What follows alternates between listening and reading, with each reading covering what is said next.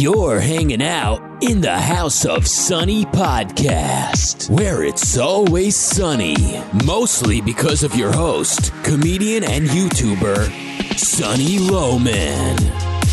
Want to know what Sunny and her friends are thinking about this week? Well, here she is, Sunny Loman. Hey everybody, welcome to the House of Sunny podcast. Our special guest today, Michael Loftus, comedian and internet TV host, is coming up on the show. I'm here with Doug and Ashley. Hey you guys. Hello. Hi. So we got a lot of stuff to cover today, but the most requested story is Nico, my cat. So we're going to talk about that first. And hey everybody out there, you know that you can call the show and leave a voice message at 707-681-5834. I don't have any voice messages to play today. None today. The last one we had wanted us to meow more. And I haven't had one since. I think that scared people. Okay. The first thing, though, I was going to mention is that I went on a Facebook detox recently. 7 days was kind of my New Year's resolution. And I only allowed myself to go into my page, not my profile. So I was only working in there and doing some other stuff. But never. Did you get a chip? A chip. Like an AA chip for your anniversary a week off Facebook? I should get more than a damn chip. That was hard. Yeah. Get a medal for that. That's hard. Medal. Like a gold one. That 7 days, I had gotten into some pretty bad habits, and it was just really taking up a lot of my time. And it was like the first thing I did, and the thing I did when I was just sitting there, and I found myself doing it around my 3-year-old, and I'm like, what am I doing? I really just have to cold turkey this thing. And the first couple of days, it was surprisingly hard. I don't know that I gained anything from it. Like, I'm like looking for... Except time. A little time, yeah. I mean, I was probably a little more productive. I read a little bit more. But other than that, it wasn't some great experience. It wasn't like, wow, I've done 5 times more, or I'm spending more time with my daughter, or something dumb like that. So maybe it wasn't so bad. Maybe I... No, I think what you're saying is the problem isn't Facebook, it's you. You had a week to yourself, and you weren't productive. Nothing. You didn't spend time with your family. I stared at the wall. I like the connotation you had of it being, I just developed some bad habits. Like lack of productivity, spending all my time on Facebook. Well, it's not, if you have nothing to do, you're just sitting in a chair, and what are you going to do? If you don't go to Facebook, that is the age-old question, isn't it? Yeah, I mean, seriously, what do you do with the next minute of your life? And exactly. If you don't have Facebook, you do tend to do something more productive, for sure. Or social media. I didn't go on any social media. So, like I said, my page a little bit. I think the biggest negative for me was feeling kind of isolated. So, I don't know if that means that my addiction to Facebook is like I just need to have more friends in real life, maybe. Yeah, it sounds like Facebook is filling the void, the chasm of emptiness in your life. I don't even think about it as a void because I have Facebook.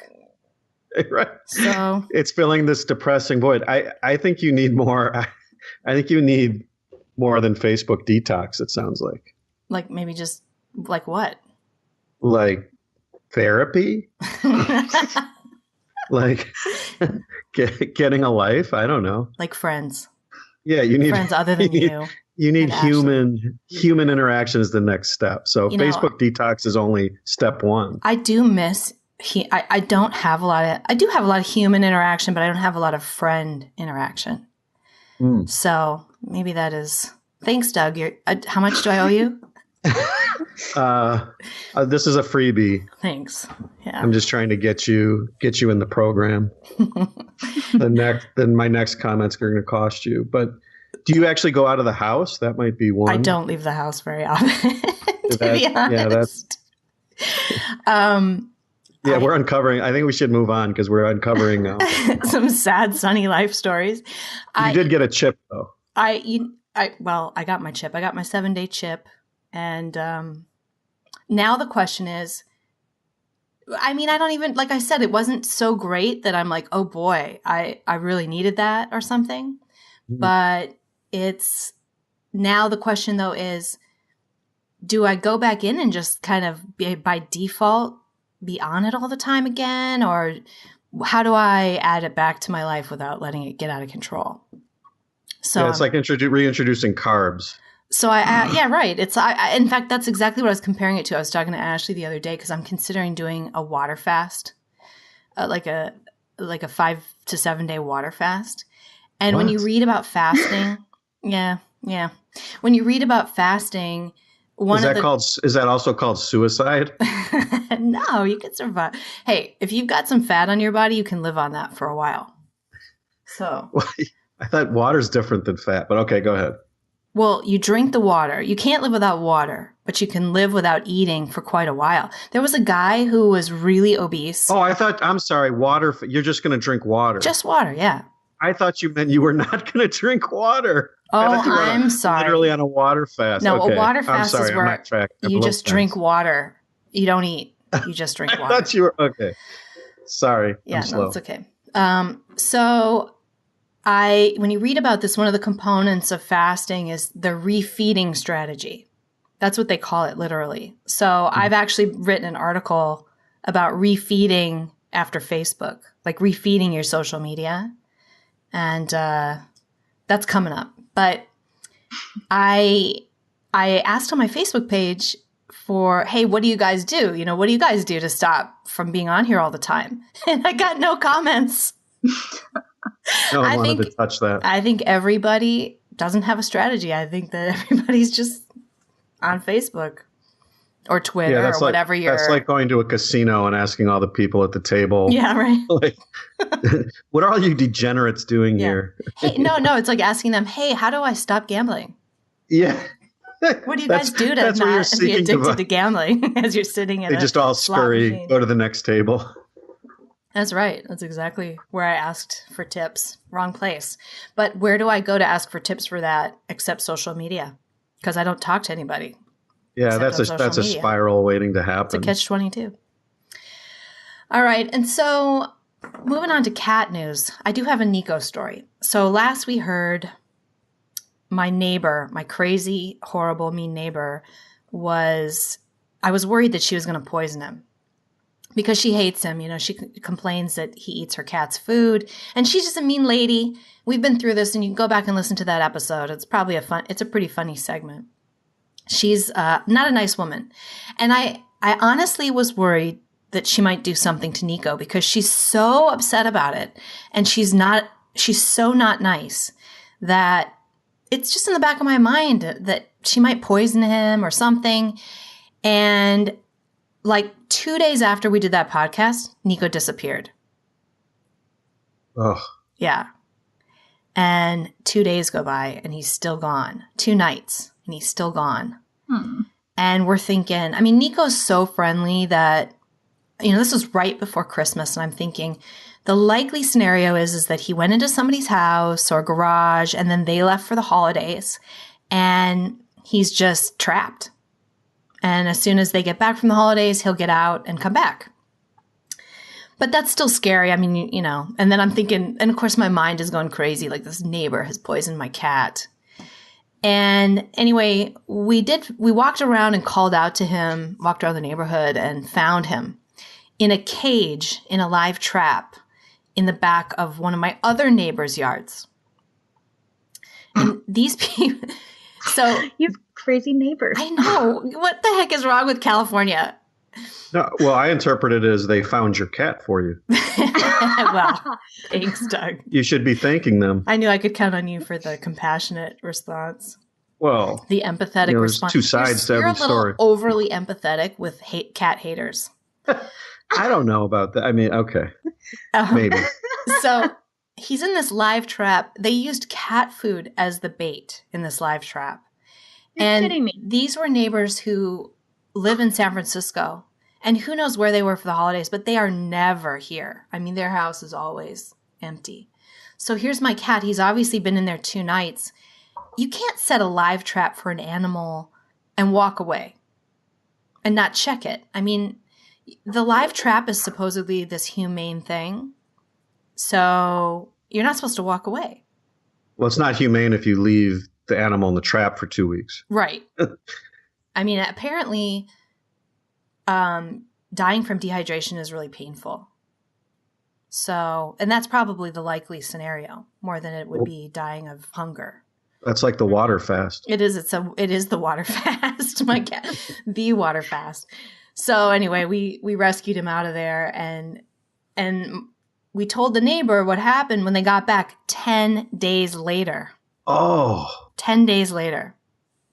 How did you find the cat in the trap? I mean, did you see him? Did you hear him? We heard him. We walked around calling for him, and we heard him. Oh. And then so we had to like trespass. We had to basically walk past through a gate and into our neighbor's yard. And way in the back of the yard, there's our cat in this trap. I'll put a picture. I have a picture of him in the trap. I'll put a picture up on the website. So what was their reasoning for why they leave live? And was it a mistake? It was a mistake. I mean, they were like, no, they intentionally left a live trap and walked away and knew they would be gone for a really long time. So that wasn't a mistake, but they were trying to catch a raccoon. But you know, my neighborhood is full of cats. Right. And dogs. And small dogs. I mean, small dogs get loose all the time. Right. So really, that was really stupid. Now, you let your cat wander the neighborhood, right? Because yes, I think your quote was, "The world's his oyster." Yes, I let my cat wander the neighborhood. Yeah. So you bear some responsibility? No, none. Zero? This is America. where pets roam free. Pets roam free. It's just the culture. It's not reasonable for them. I mean, pets are going to occasionally get loose. So even if loose, pets roam free. This is the world. Like, you just have to accept it. You can't, rail against it. You want to be an asshole, have a problem with that, Rage against the cat machine, right? It's dumb. It's dumb. I mean, this isn't, like, if you've ever been to Greece, there's 50 wild cats everywhere you go, running around, flea bitten probably. It's much, much worse than other places. These are well-fed, nice kitties walking around. It's not so horrible. Come on. Yeah. No, that's ridiculous. That's horrible. I can't imagine doing that. Knowing in the back of your mind, like, what if we trapped our neighbor's dog or cats or whatever, their pets? And well, that's what they did. And they were like, oh no. It's like, if you gave this 2 minutes thought, and even if you caught a raccoon, you're basically torturing a poor animal. Yeah. Which isn't nice even for a wild animal. Right. So you're supposed to check it every day, and then someone comes and gets it, and Actually, I think that's the law. I think the law is you're supposed to check it every day. But when I looked it up, the law, not that I would sick the law like you need the law to guide you on this. Well, I did. I was really mad. The law say? I was really angry. 3 days? I was really angry, and I did the Google search. And the California law is you're supposed to check the traps every day, but that's for hunting. So I don't know if that applies to in your own yard on your property. So I couldn't really figure it out. But even if I could, it's not neighborly to sue your neighbors over your cat being trapped in a cage or to call the cops on them. I'm just kind of against that, Like we live in this culture where people call the cops when they see a couple of 10-year-olds walk into the park by themselves instead of like go talk to the kids, make sure they're okay or, whatever. It's just, I want to be neighborly. Trapping my cat for 10 days is not neighborly, but I'm going to stick to my way of doing things. Even they didn't trap him for 10 days, but they could have. And I'm sure he would have died. I mean, he wouldn't have survived in there for 10 days with no water. There was water, but, that wouldn't have lasted 10 days. Now, was your did your bad neighbor that hates Nico, was she involved in this? Did she know what was going on? Or was she like cackling behind her window watching it, like just enjoying it, enjoying the torture? Interesting that you asked. We did tell her because we had a conversation with her outside the front of the house, and she has a cat that roams free, obviously, that Nico fights with.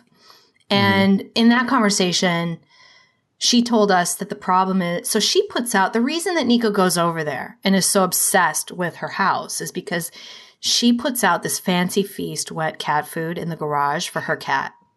And Nico gets dry food because it's healthy. Like, we don't give him that.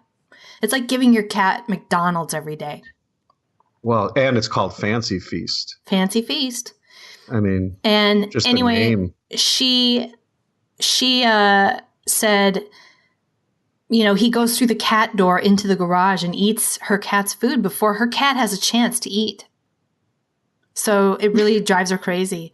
So we gave her like a couple cases of this shit for Christmas. And you guys are in good terms now? No, we're still trying to figure out how not to get him to go eat this food, but I don't know how we can do it. Well, why doesn't she feed her cat in her house? Is that not? I don't know. Why? I don't know. Like, I'm going to feed my cat outside. Outside and get upset. And I'm going to be mad when other animals come together. Exactly. I don't know what to say about that. But anyway, we are in good terms. And in fact, they are on vacation the next 2 days and we're feeding the cat for them. So now we're buddies. We've made friends with the bitch. We'll see how that goes. She's like 80. That's kind of like, she's like that's 80, like Stockholm syndrome. Now you're now identifying with your captor. We're trying to be neighborly, right? Okay, it's time to bring on our special guest. I'd like to welcome Michael Loftus, stand-up comedian, host of The Flip Side, The Loftus Party. He's got a podcast. He's got videos he puts out. You can see him on Tucker.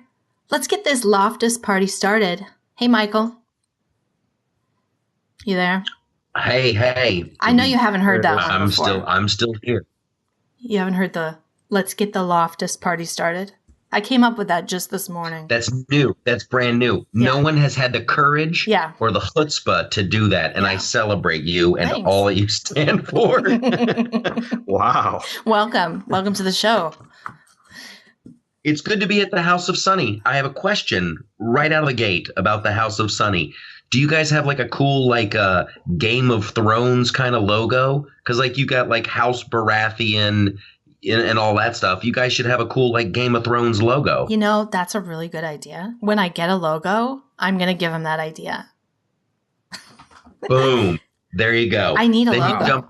You jump in on the Game of Thrones promotion. You're the #1 podcast globally in 6 months. I think that would work. Michael's hired. It's all about what it is? Michael guy. It's a picture of a cat in a cage dying of thirst.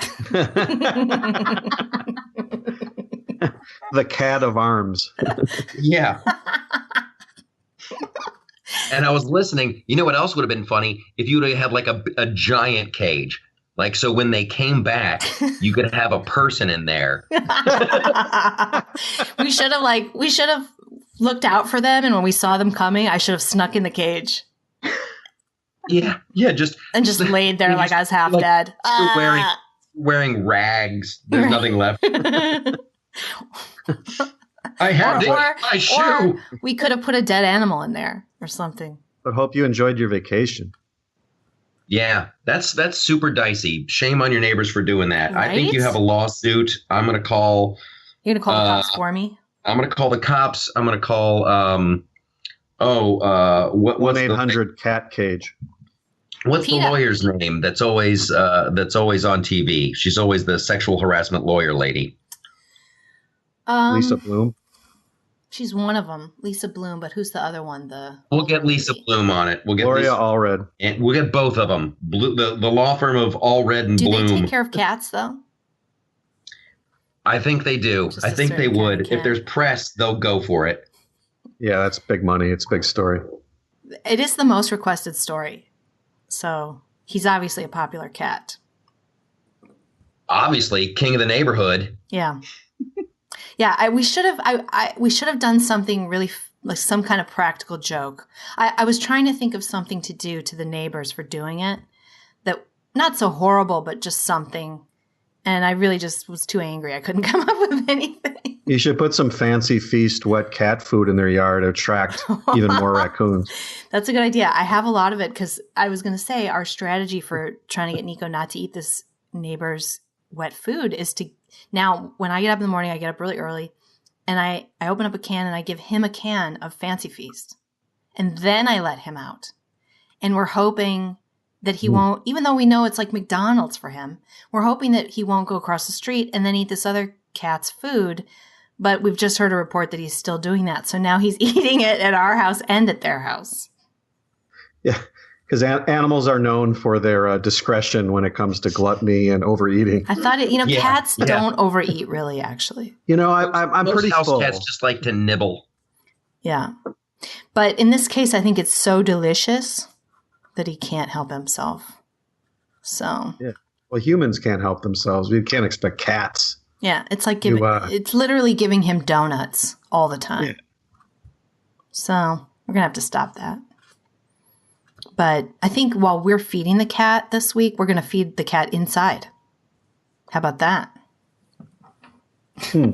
It's like a crazy idea. You know what I like about this show? It's edgy.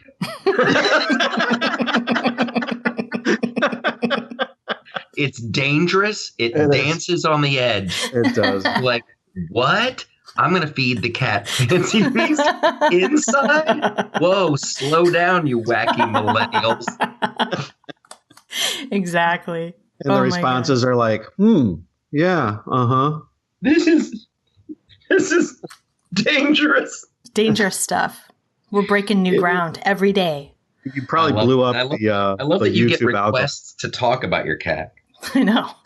I'm thinking people want to talk about Oprah. They want to talk about jihad. They want to talk about, I don't know, something serious. The H&M monkey shirt, which we will talk about later. H&M, yeah, I saw something about that. I have no idea. But the Oprah thing, I don't think she's going to run. There's no way she's going to run. You don't think so?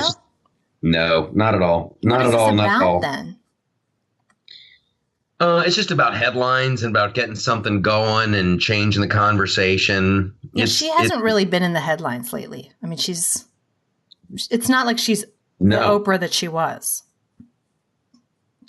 Yeah, you know what? And you know what else I'd be interested to know? I wonder how well her television network is doing. Yeah, I haven't heard anything lately. For a while, it wasn't doing so well. But, I mean, all new TV networks don't do so well at first, it seems like. Takes some time to kind of get started. And well, she's been going at it for a while. Yeah, she's been doing it. So I would like to see just how big her reach still is, how big her empire still is. Because if you ask me, it's what's this guy? Who's the guy? Tyler Perry. He's the dude that's really putting together the empire. What's he doing? He's got the movies. What else does he do? He's got the movies, and he's got so much property, and he's opening up these studios in Atlanta, and he's got television shows he produces. That dude is crushing it. Yeah. Yeah. However, he doesn't have a book club, but Medea does. Maybe he should run for office. I might be more into him than Oprah. Oprah scares me. She is way too... I mean, I guess you could say this about him too, but she's too tapped in. She's too much of a personality that people would worship. Well, yeah, and it's all very like hopey, dreamy. Right. I'm not a lot of substance. I'm done with hopey, dreamy. I don't want to see a State of the Union address when Oprah comes out and she's like, if we just really hug each other, and you get a car, and you get a car, and you get a car. Yeah. And free health care. Like, a tax break. Yeah. Yeah. You get a doctor. You get a doctor. You don't get a doctor. Look under your seat. There's a doctor. Yeah. There's like 300 million. I think she might run, but I don't know if she should run in 2020 because Oprah versus Trump would be, I mean, that just might be too much, you know? She comes in when he's out. It'd be much easier for her to just slide right into office. See, I think the left needs a messiah. They're sort of like the wizard. They're like the Wizard of Oz. You know, they see everyone as flawed, and they're all looking for this majestic, benevolent philosopher king. And that's why they anointed Obama as their messiah. Now it's Oprah. It seems like every 4 years we're going to get a new messiah that's going to solve all of our problems. And it is a religion. The left is a religion. I mean, they don't really have anything beneath the surface of their ideas. So yeah, they've got to just have a king. Right, because they believe in the power of the state. Thing that's coming to light now is that they have no ideas. There's no idea there. Right. It's just this constant chasing the tail of, oh, this needs to be equal. We need to look out for these people. We should tax you to make sure that this is okay. And that there's never mind that it never works. Like the stuff that they're doing doesn't work. Well, hence the Messiah, because you need sort of a magic person who's like the Wizard of Oz, the guy behind the curtain that somehow can make this all work. Even that can micromanage and control everyone's life, Right. It's hilarious. It's hilarious. And that's the other great thing. It's just spreading the word of like socialism, communism, it just fails every single time. Like every single time. That's the true definition of crazy. I love how they're trying to say Trump is the crazy one when you have like half the country ready to try socialism again. Right. It's like, that's the Trump's crazy. Let's put 3 people in Washington D.C. in charge of the entire economy. Yeah. Yeah. Right. Because that's the rational thing to do. Yeah, and it always goes so well. I know Venezuela is really, really doing well. Yeah. If you love the taste of rabbit, you'll love Venezuela. Rabbit? They're eating their own cats. I was going to say, rabbit would be a delicacy there. Right. Now. Not having to eat your cat would be like a good day. Sounds like Nico's taking a road trip to Venezuela. Not letting Nico near that country. Are you kidding me? He would be worth thousands of bolivars or whatever their currency. You just let the cat loose in Venezuela and then cue the Benny Hill music. That's horrible. People chasing the cat around a dumpster.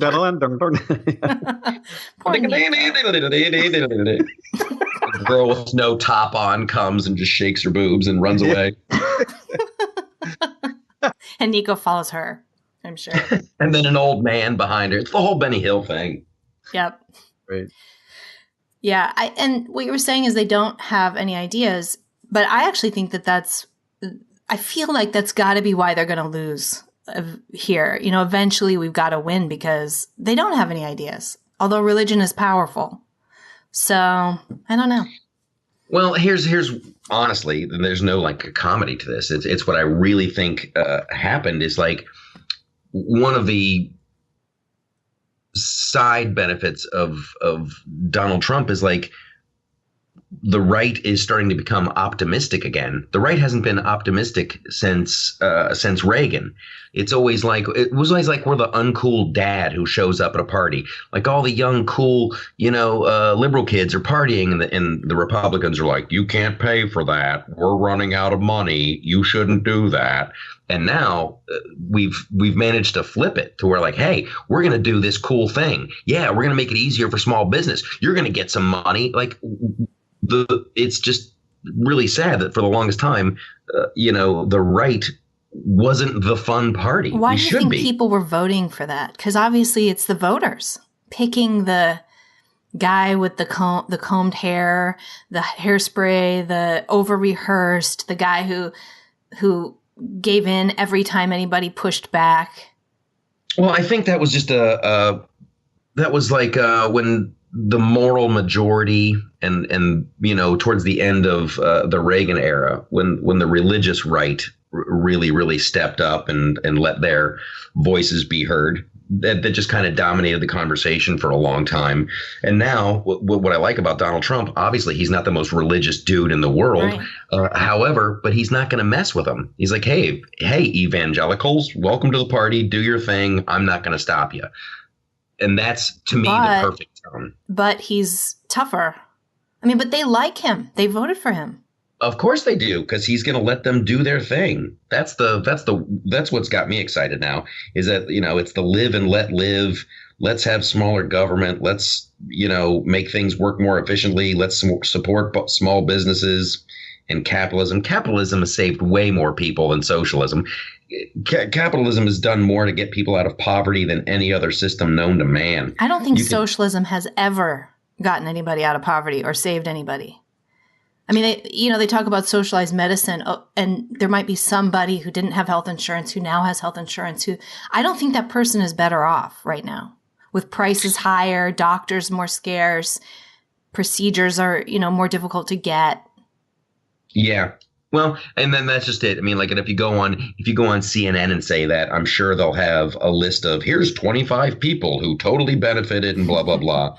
But that to me is just like the same old regurgitated. Then I'll whip out some facts that back me up. It's like the overarching. It's the practical arguments. Yeah. It's the philosophy of it. I mean, if you look at just like China alone, and they have like a little bit of capitalism and they're crushing it. And so many people have gotten out of poverty. And in Africa, so many people have gotten out of poverty because of microloans and, blah, blah, blah.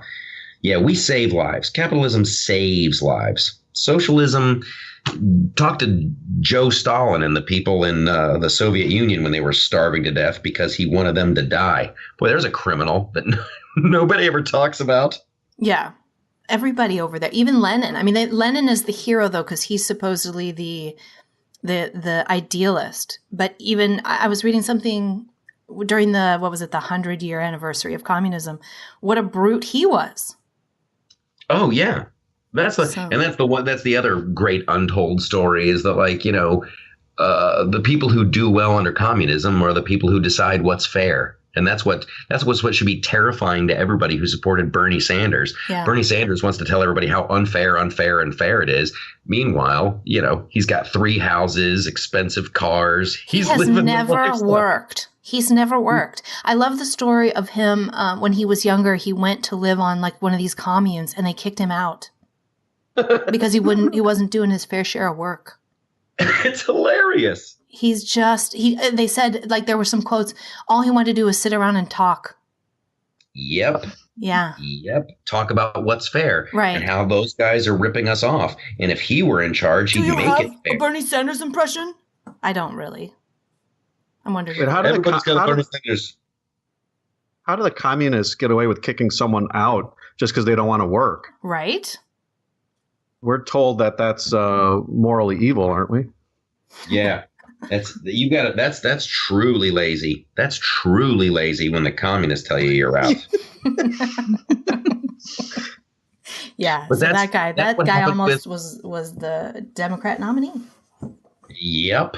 But I think what Michael's saying, which is a great point, is that people are attracted to a sense of idealism. If you think, and for the longest time, I don't think the idea of freedom, liberty, individualism, capitalism has been associated with moral idealism, with a sense of excitement and opportunity, and, that business is cool and that being an entrepreneur is cool. It was really associated more with the stodgy, country club, religious right type guy versus the young idealistic hippie who wants peace and love, and maybe that's what's changing a little bit. I think it is. And that's what I'm trying to do, with the Loftus party, honestly, is to try to fan that flame and to let people know that, hey, there's just I just want to have a good time and run my little business and have less government interference and less regulation. And I'm going to try to help you find the way to get yours going, too. In the meantime, let's talk about music and art and movies and have a great time. Capitalism. Yeah. Love that. Yeah, and I honestly don't care who you're having sex with as long as no one's getting hurt and everybody's having a blast. I really don't care. Yeah, I don't either. I know some people do, though. I mean, there's people on the right who do.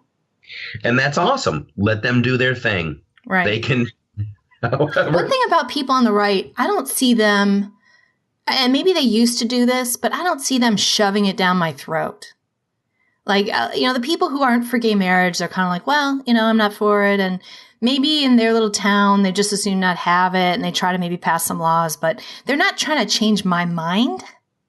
Whereas I feel like the left doesn't even want me to have bad thoughts that they consider bad, whatever that is. Well, that's the other side effect of that. There is like the thought police is a very real thing now. I mean, that goes back to the freedom of speech on campuses. Like, hey, I want to present a different way of looking at this problem. And all of a sudden the thought police come in and say that's hate speech and we're going to protest. And once again, the people on the right are the voices of reason. Right.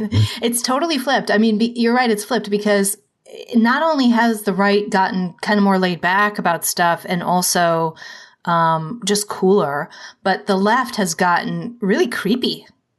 And you have people religious creepy and totalitarian creepy and angry and moralizing and stiff.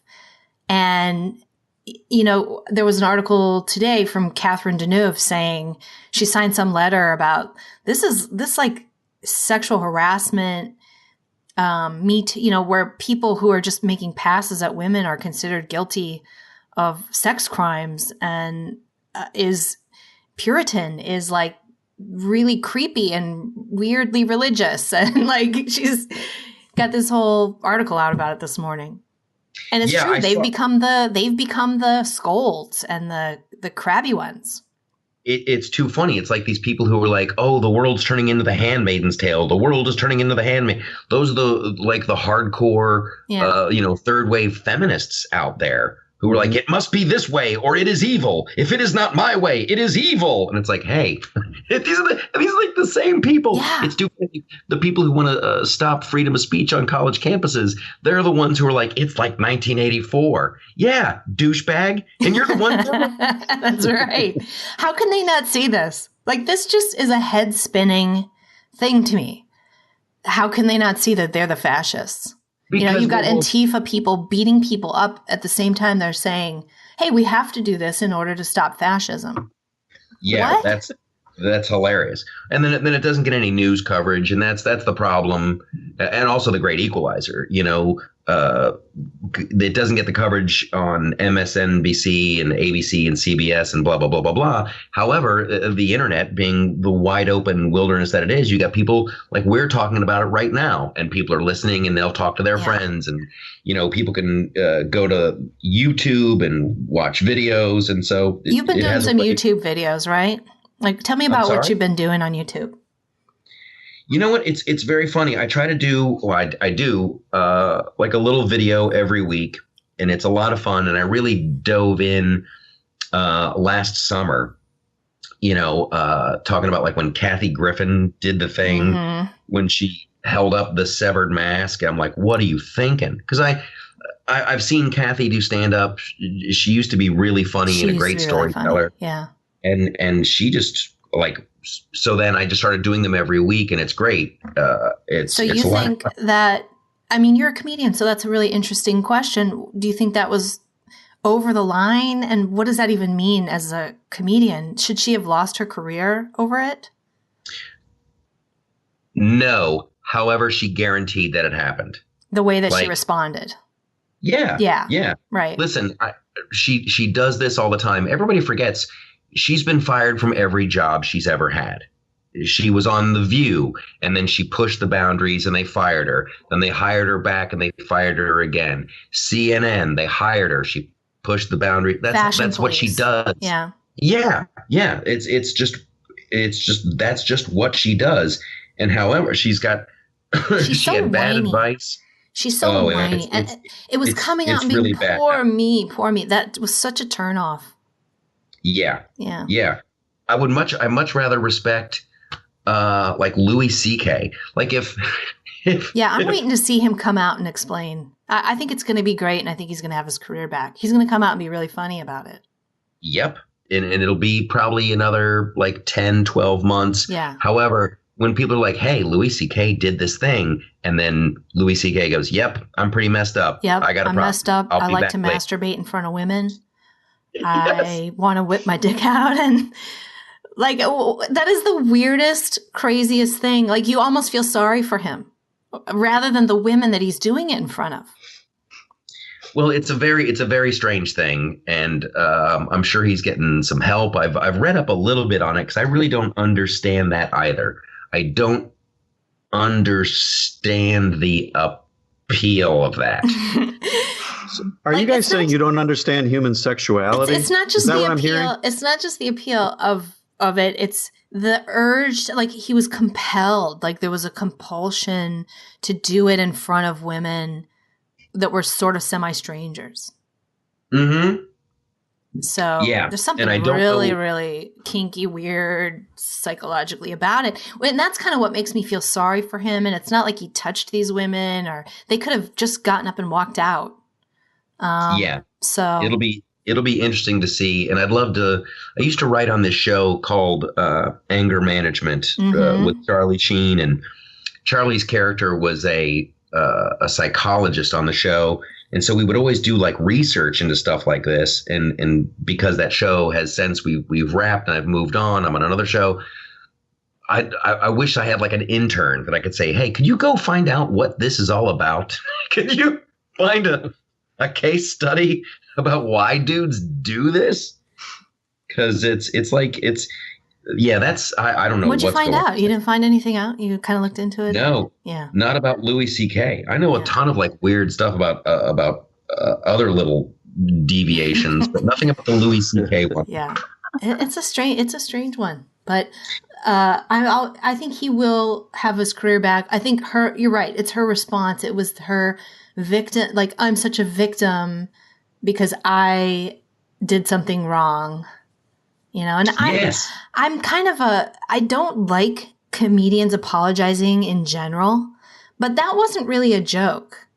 It wasn't her on a stage telling a joke that maybe, was insensitive or whatever, offended people, crossed the line. For the most part, even if you've crossed the line and it was a shitty joke, I don't like to see comedians apologize, because I think comedians need to be free to cross the line sometimes. We have to feel okay doing that, or we'll never get to the line. And that's where the funny stuff is. And the thing with Kathy is, like, before they have the videotape of the photo shoot, and she's saying to the people in the studio, "We're going to get in so much trouble for this. Right? We're gonna get in so much trouble." But she's saying that in a way that's like, I can see saying that in a way that you think this is great. Oh, this is so great. This is going to get so many headlines. We're going to get in so much trouble for this. Did she really mean what? I don't know. She had no idea. She had no idea. Yeah. It was a calculated risk. Her Yeah. math was bad. Right. And then she messed up. Yeah. And then it was like, how not to say you're sorry. And she squirted out a couple fake tears. Oh my God. The crying was actually, it wasn't fake. It was real, but it was for herself. Like, it was just so, I want my career back. This is horrible. I've had this really bad week and everybody hates me and her, Yeah, and then, Can't feel bad for a ya. couple weeks ago, she has another video out on YouTube she did where she talks about how bad her career has suffered. I and she saw that. And she's like, and then when CNN fired me, and then she had to call Jeff Zucker, and she was, I did it. I cried because I knew it would work. So I called the phone. She said that? I didn't see that. Oh, yeah. And then she goes, and then he gave me my job back. Okay, so now we know this is a pattern for you. yeah. She's a really messed up person. I think she needs therapy more than Louis C.K. She's so messed up. Yeah, there's a lot of them that desperately need to look Too much inward. plastic surgery there, too. Yeah. Yeah. Yeah. It's like, it's borderline sex change. Like, it's that amount of plastic surgery. She's starting to look like Don Knotts. She's looking like if Don Knotts was transitioning, oh he would my look God, like that. you're right. I thought Mr. Furley was kind of sexy, actually, but that's just me. Well, that's who she looks like now. So I think you could probably get lucky there, dude. Oh, you're interesting. right. Have you thought of that before? Did you just think of that now? God, that's funny. She looks like Don Knotts. She does. Yeah, I thought about it when I saw her video a couple weeks ago. After she shaved her head. Yeah. Yeah. Right. And I know that was in support of her sister. Yeah. So I appreciate the cancer support, but yeah. However, she looks like Don Knotts, and it's freaky. Yeah, she's a freak. What do you think about comedy in general? Because, the left is getting less funny. The right is getting more funny. Well, that seems to be the case. And I think we're in a really, really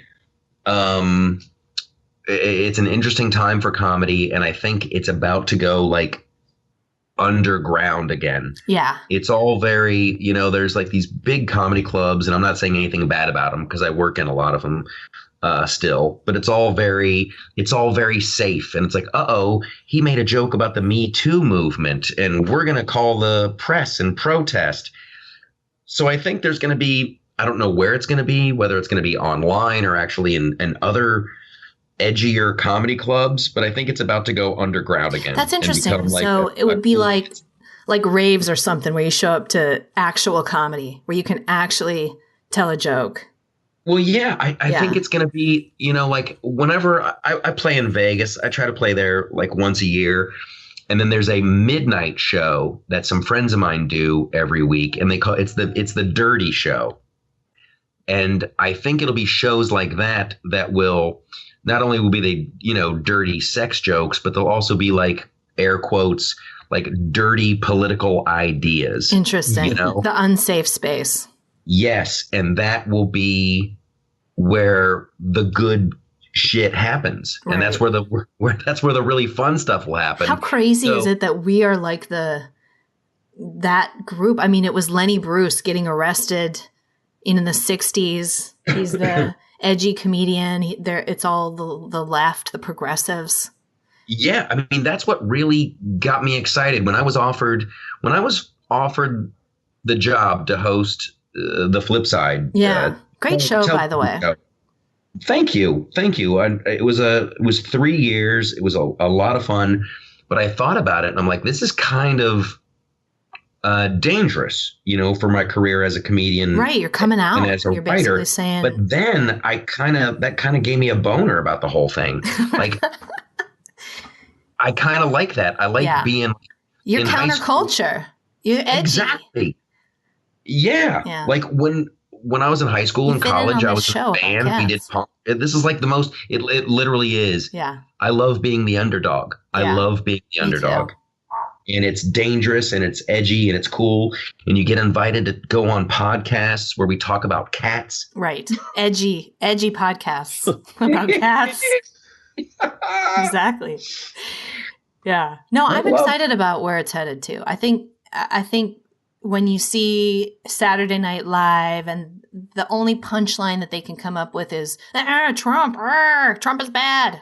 Like that. He's got orange skin. He's got orange Cheeto. Cheeto man. He tweets too much.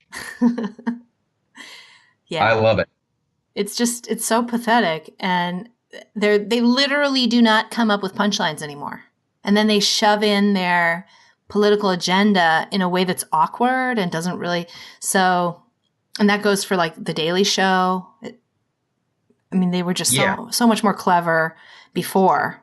I watched this really great documentary about the National Lampoon and the guy who started that. I saw that. That's on Amazon, right? It was the best. It's a good show. It was the best. And you have to think that if like that dude was around now. Yeah. What side would he be on? Well, he certainly wouldn't be on the side of the man. Right. And right now the man is NBC and ABC and CBS and all these people who are shoving one way of thinking down your throat. It'd be awesome. Yeah. And the funny thing is they still think they're cool. Like they still think they're the. We're so different. We're so different and individualist. Hey, let's all wear black. Let's all wear black to show how individual and awesome we are. Exactly.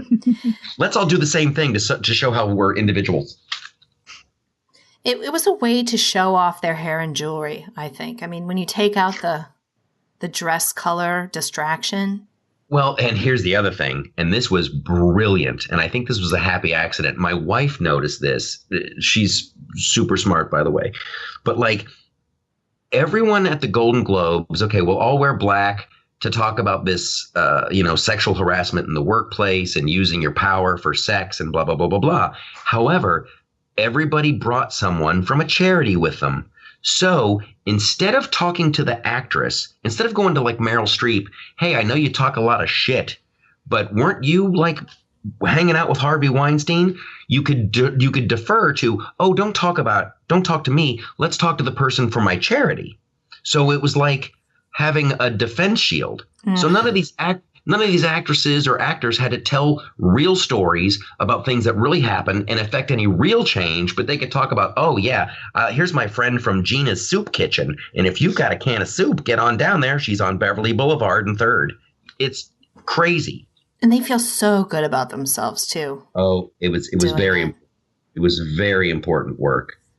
Yeah. But yeah, I mean, like, I'm all for calling these people out, and there is no place for sexual harassment, and there is no place for this. However, let's not play the game of, oh, here's my charity person. No, how about this happened to me? That guy's a criminal. We need to go to court because they broke the law. How about that?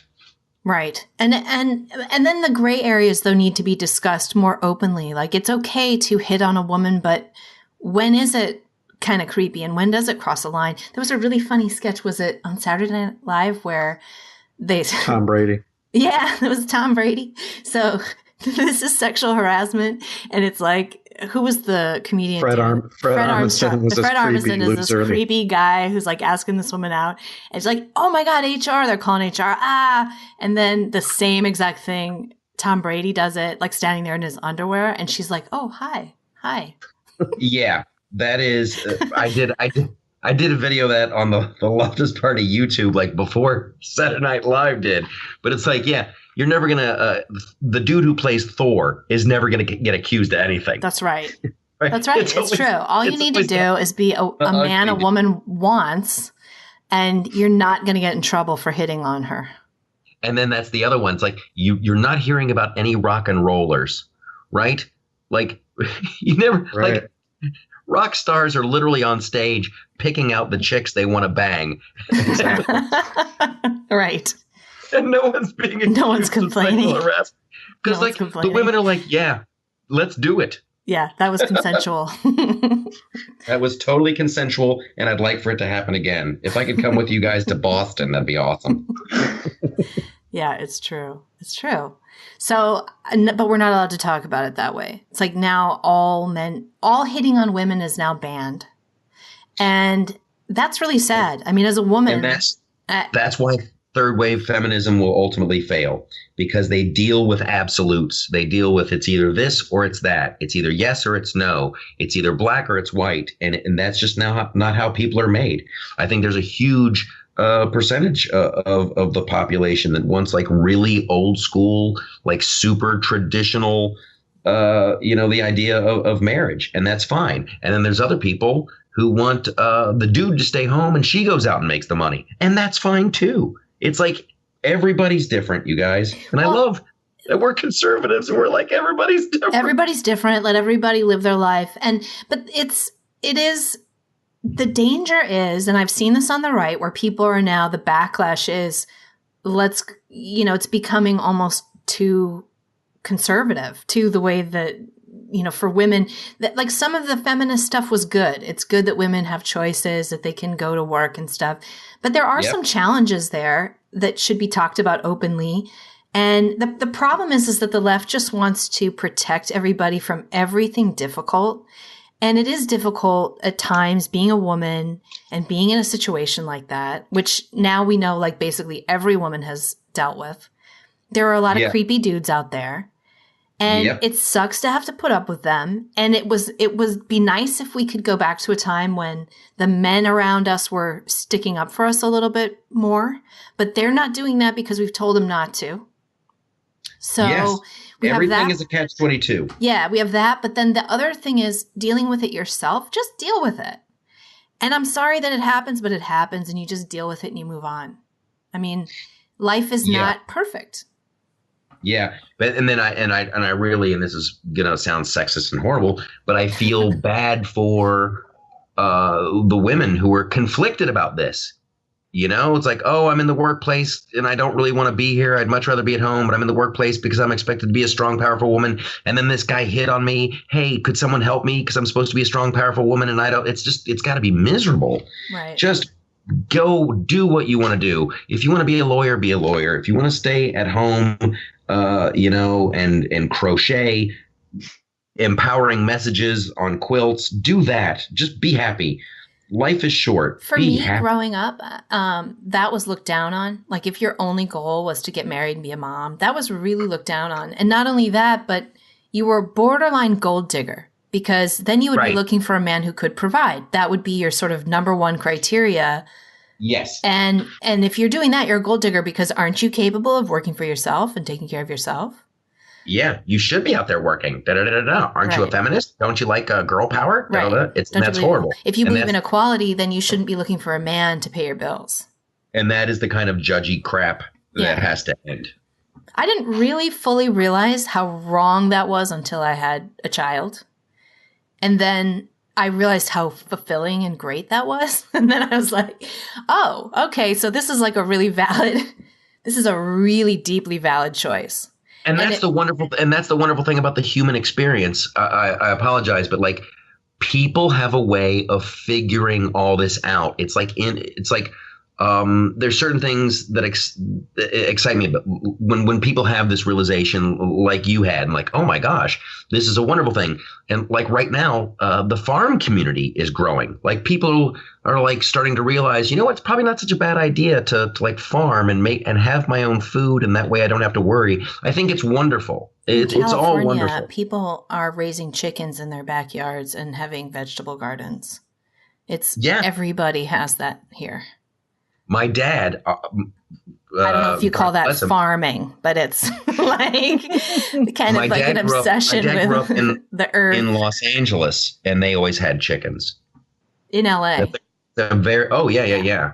Like back in the day, like way back in the day, people had chickens, people raised, had gardens. And there must be something about that generation, because my grandpa always had a huge garden. And all summer, every vegetable on the table was from his garden. Yeah. I think a lot of that has to do with the Depression. I think it does too. Yeah. You could also find 1,000 rolls of toilet paper in the rafters of the shed. He hoarded stuff like that. Yeah. He'd buy it on sale and hoard it. My grandmother, I'm of Irish descent, and my grandmother would tell me these stories, like her mom, and like their whole backyard was a garden. Like whenever you've been like hungry, you don't ever want to do that again. Right. So you'll grow your own food. Right. And keep chickens, and damn right. Yeah. How long before the people in Beverly Hills are going to start to try and outdo each other with that, where, who has the most chickens? You have like a gilded chicken cage, like all the rich celebrities, right? Yeah, right. That'd be hilarious.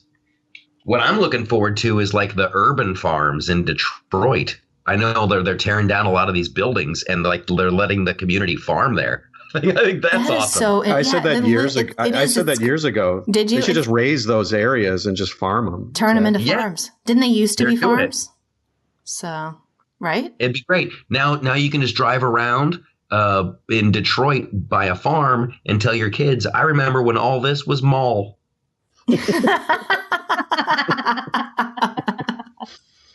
Progress. Although it might be. That might actually be progress. I mean, did you see I just looked down on that as like some kind of going back, but maybe that is progress.